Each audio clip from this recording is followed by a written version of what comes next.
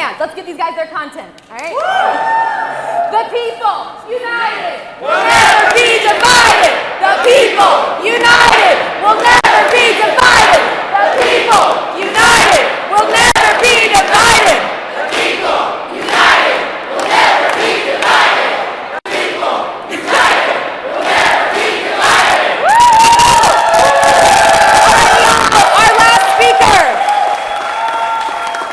Our last speaker is a great example of what can happen when we elect organizers. Give it up for Congressman Greg Casar!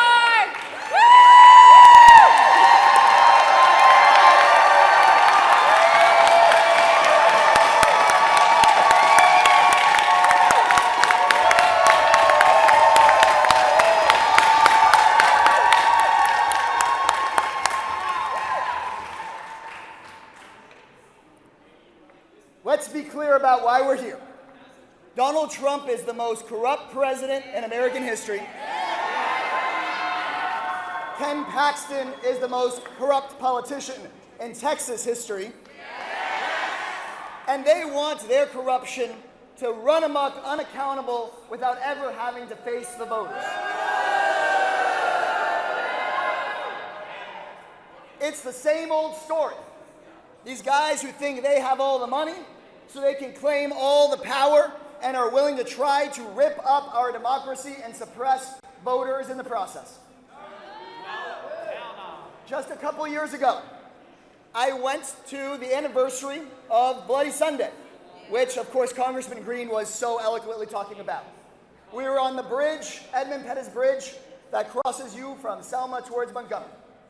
And I got to speak with a woman who was there the very first time.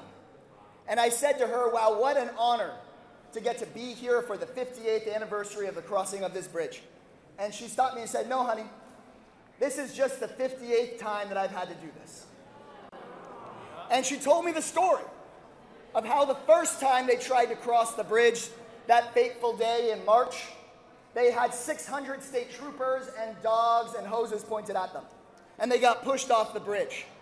But then they decided, a few days later, to march again.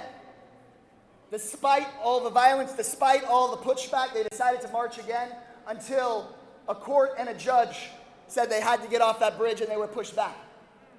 And then some of their fellow activists were even killed at night after that second march. And that's when John Lewis and Dr. King said, no, we're going to march a third time. And they crossed the bridge and got from Selma to Montgomery and got LBJ, a Texas president, to sign the Voting Rights Act of 1965 to ban maps like the one being heard in the Texas House today.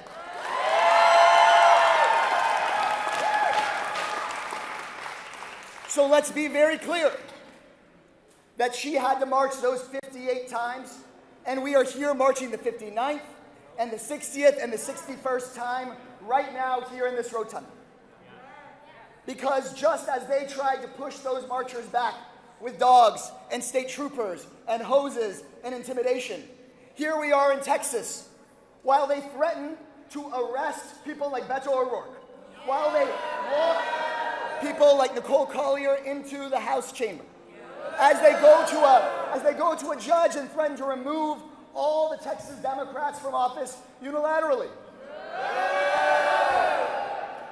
It's the same story. It might be a different decade, but it's the same story. We are in a historical moment. And the question before us is, even after this vote today, or the next vote next week, are we going to be the generation that gets pushed off that bridge and doesn't march again? No, it has been put onto us, the responsibility onto us, to form a more perfect union, to never give up on voting rights, to never give up on our democracy, and never give up on one another. And through this fight, you have shown the nation exactly what that looks like. So we want them to hear that in the House chamber right now.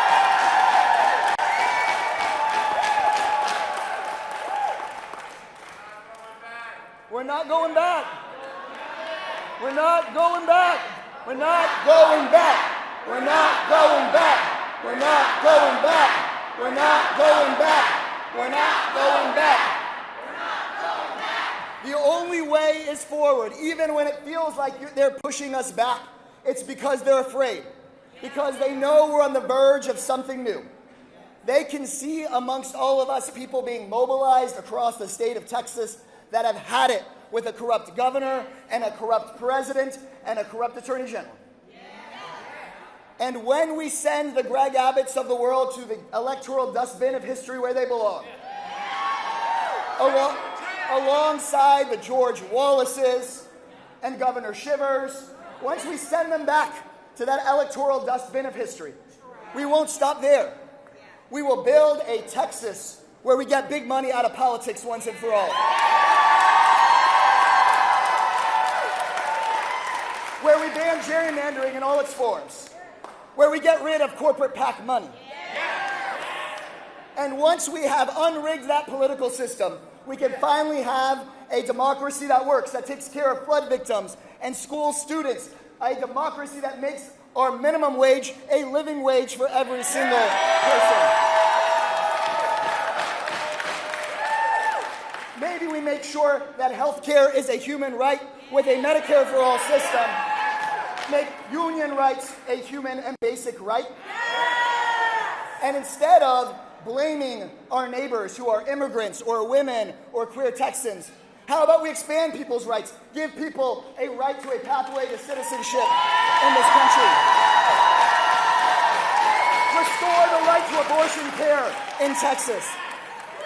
And yeah, I'm ready to say it. Let's have a government where people get to elect and unelect their leaders. No president, no politician gets to make this decision for you. That is the fight we're all in.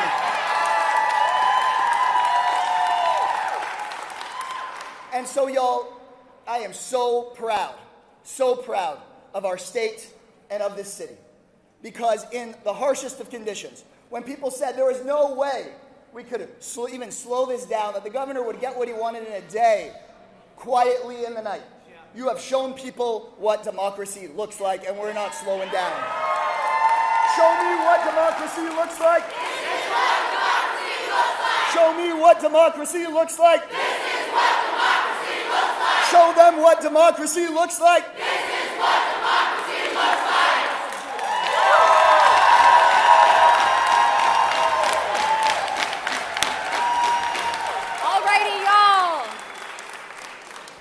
Okie dokes, y'all. We are not done. This is an all-day event. We are here to hold these folks accountable, even if they don't want to. After the vote, we will be having another press conference here, so please stay tuned. Please be here. We have volunteers everywhere with signs where you can check in and get updates as they happen. We will keep you informed. And right now, we're going to show them what democracy looks like, and we're going to head to the gallery while they're discussing what our maps looks like. All right? If they forgot that Texas is a democracy, we're here to show them, all right? Woo! Thank y'all. My name is Stephanie Gomez. I'm with Move Texas. Thank you so much.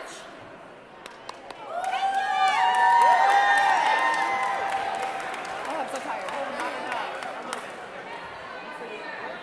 Killing it. He stole my chance. Thank you. You're like so good. I was like, damn girl.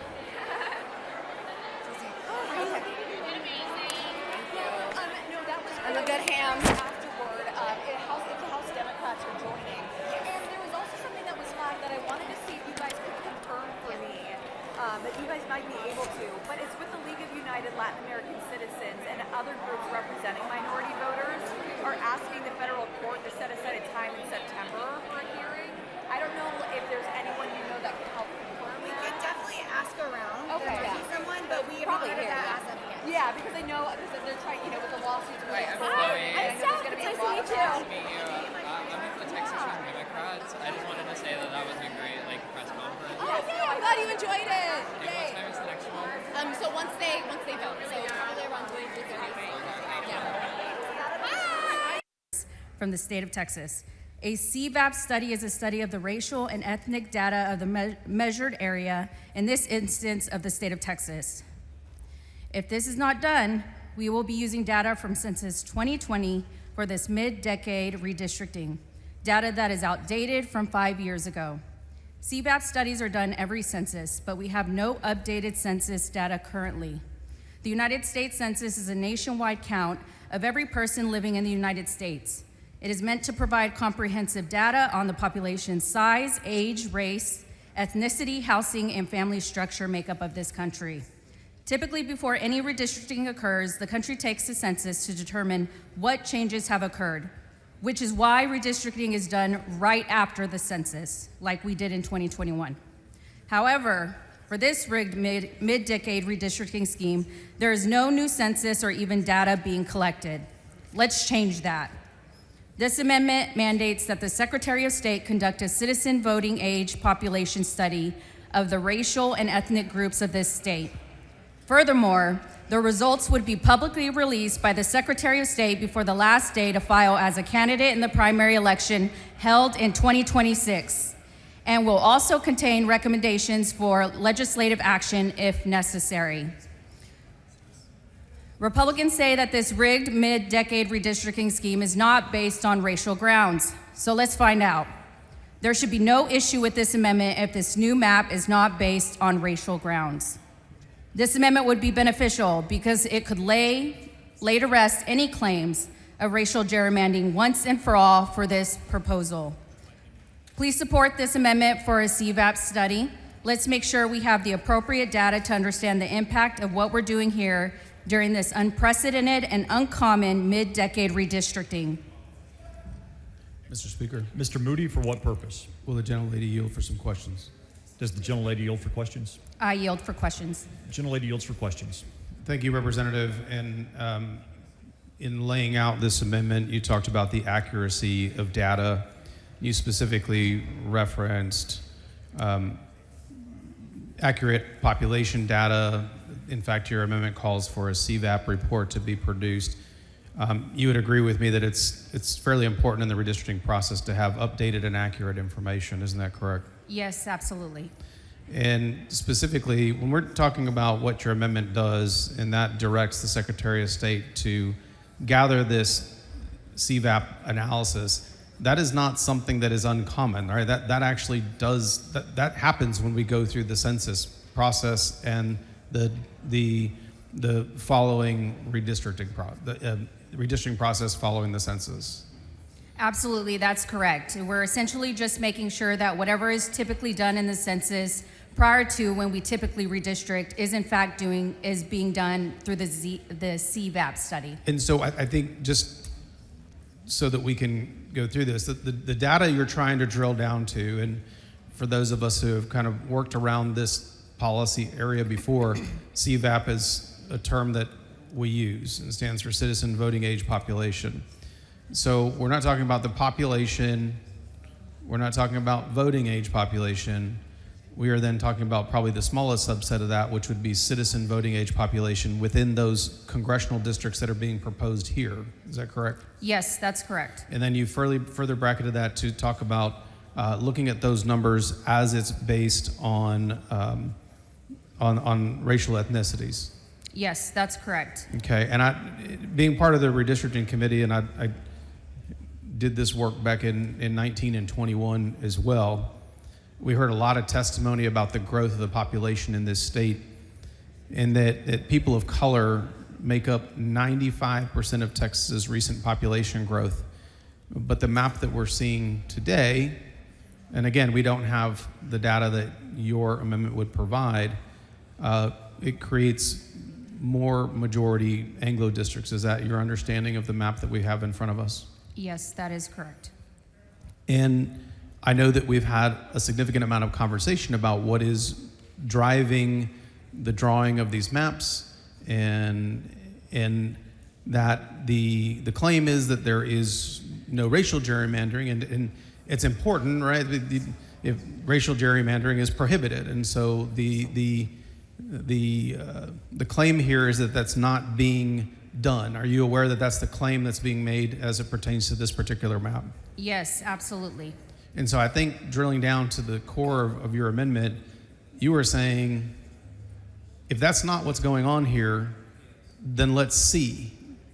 Because we don't see the CVAP numbers for these racial ethnicities We are not seeing the CVAP data as current today. We are only seeing it as a snapshot of 2020. Is that correct? Absolutely. There's only been 5 years that have passed since the census. Clearly, Texas has been growing in population. We want to make sure that the CVAP reflects, as far as that the particular redistricting that's going on right now, the mid-decade redistricting, in fact, is not racial gerrymandering. Yes, and so I think that it's always best to be accurate with data, particularly